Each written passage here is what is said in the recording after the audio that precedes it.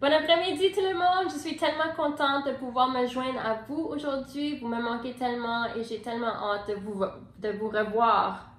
Sœur Carrie? Oui, Nicolas? À qui tu parles? Mais à nos amis?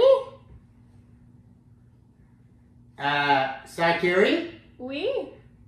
Est-ce que tous tes amis restent dans une boîte noire? Mais non, Nicolas, ça c'est une caméra et ça permet à nos amis de nous voir.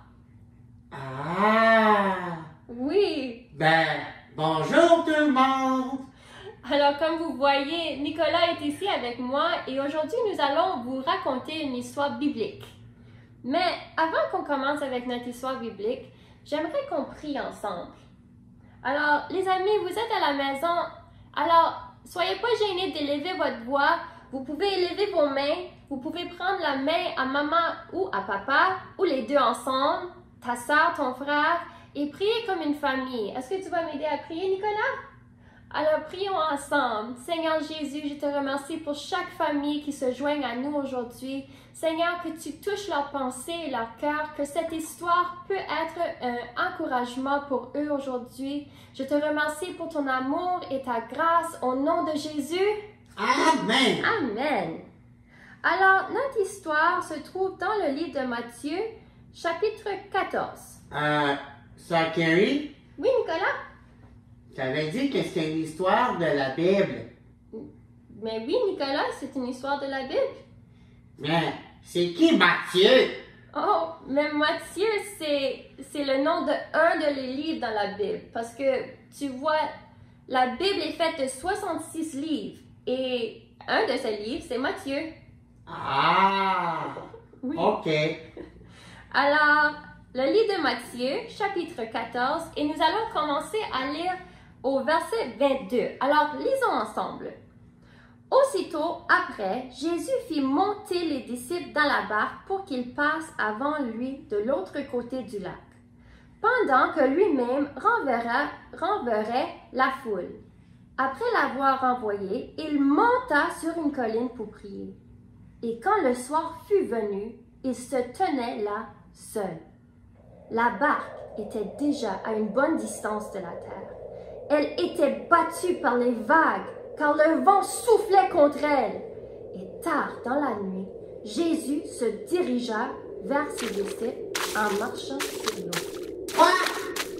Jésus marche sur l'eau? Oui, Jésus marchait sur l'eau. Wow! Oui, c'est pas mal ça que les disciples ont dit. Quand ils le virent marcher sur l'eau, ils furent terrifiés et dirent « C'est une fantôme !» Moi aussi, j'aurais pensé que c'était un fantôme! Oui, moi aussi. Ils poussèrent des cris de frayeur. Mais aussitôt Jésus leur parla. « Courage, leur dit-il, c'est moi, n'ayez pas peur. » Et Pierre prit alors la parole et lui dit « Seigneur, si c'est bien toi, ordonne-moi que j'aille vers toi sur l'eau. » Ben voyons! Une pierre, ça coule! Et Jésus répondit « Viens. » Et Pierre sortit de la barque et se mit à marcher sur l'eau pour aller à Jésus. Mais quand il remarqua la violence du vent, il prit peur. Il commença à s'enfoncer dans l'eau et s'écria « Seigneur, sauve-moi! » Sauve-moi! Aussitôt, Jésus étendit la main, le saisit et lui dit « Comme ta confiance est faible, pourquoi as-tu douté? » Ils montèrent tous les deux dans la barque et le vent tomba. Alors les disciples qui étaient dans le barque se mirent à genoux devant Jésus et dirent « Tu es vraiment le Fils de Dieu. » Wow!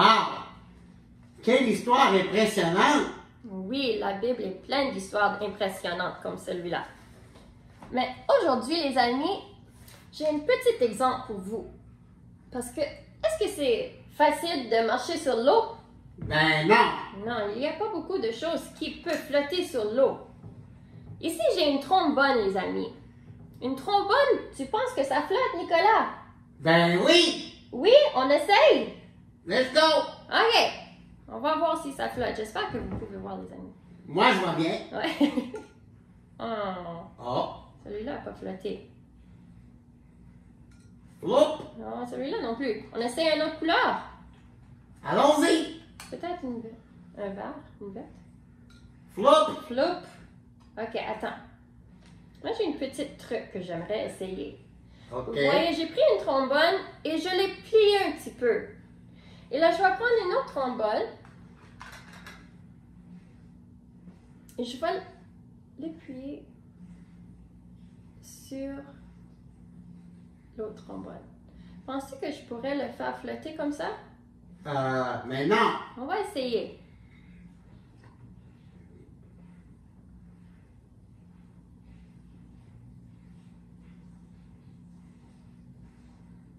Celui-là marche pas. Attends. Oh, je t'avais dit, hein? C'est censé marcher. Attends. On va essayer encore. Oh. Flop. OK. Flop.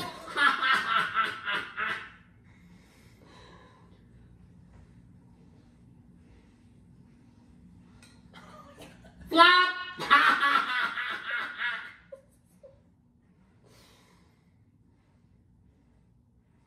Ben là, ça, Kerry, on n'a pas tout l'après-midi.